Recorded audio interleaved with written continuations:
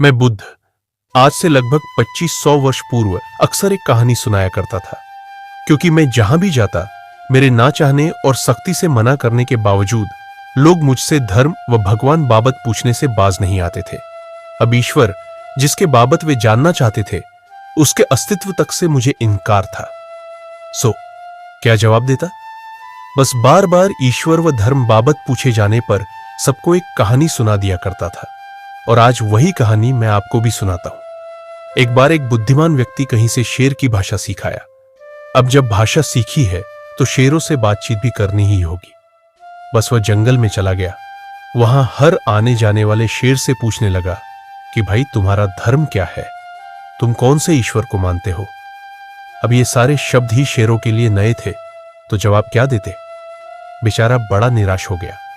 उसने इतने वर्षों तक शेरों की भाषा सीखने हेतु मेहनत की थी ताकि वह शेरों की मानसिकता और उनके जीवन बाबत कुछ जान सके, परंतु अब तक वह 2500 शेर से अपने सवाल दोहरा चुका था, लेकिन कोई कुछ नहीं बता पा रहा था। आखिर धीरज खो उसने एक शेर से पूछा, क्या आप में कोई बुद्धिमान नहीं जो मुझे आपके धर्म या ईश्वर के बाबत बता सके।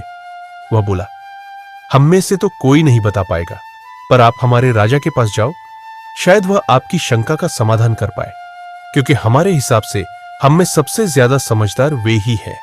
अंधे को आशा जागी। वह सीधे शेरों के राजा के पास गया और उससे भी धर्म व ईश्वर बाबत वे सारे सवाल पूछ डाले जो अब तक वह अन्य शेरों से पूछ चुका था। साथ ही उसने सामान्य शेरों के अज्ञान पर आश्चर्य भी व्यक्त किया। कमाल शेर है, अपने धर्म और ईश्वर के बारे में भी कुछ नहीं जानते। इधर शेरों का राजा वाकई समझदार था।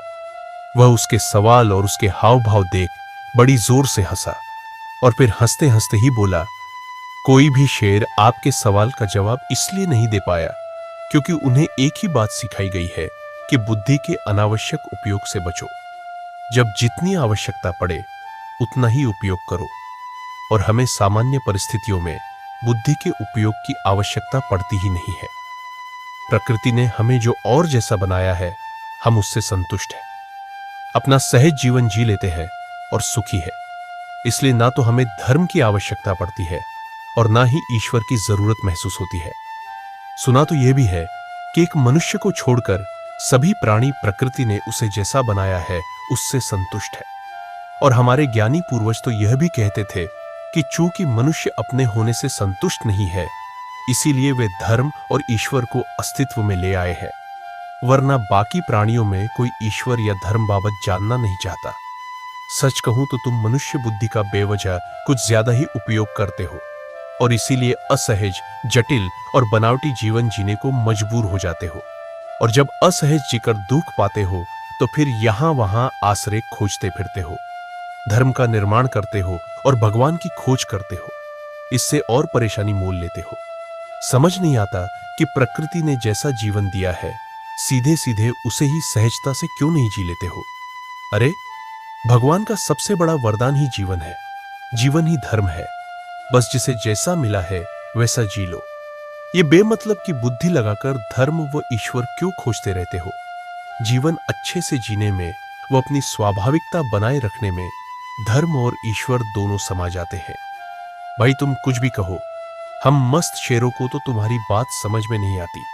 इसलिए देखो, तुम मनुष्य हमें पिंजरे में बंद कर प्राणी संग्रहालय में देखने आ जाते हो, हमारी चाल ढाल देखने जंगलों में आ जाते हो, पर क्या कभी कोई शेर तुम मनुष्य को देखने शहर में आया?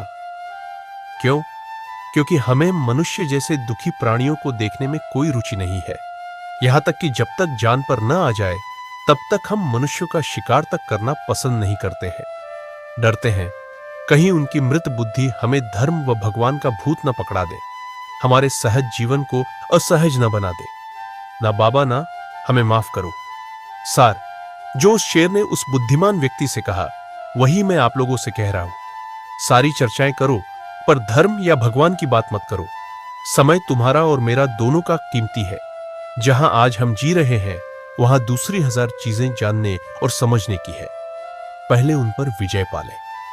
ये अच्छे से समझ लो कि धर्म व भगवान उनकी जरूरत हो सकती है जिन्होंने जीवन की सामान्य समस्याओं पर विजय पाली है।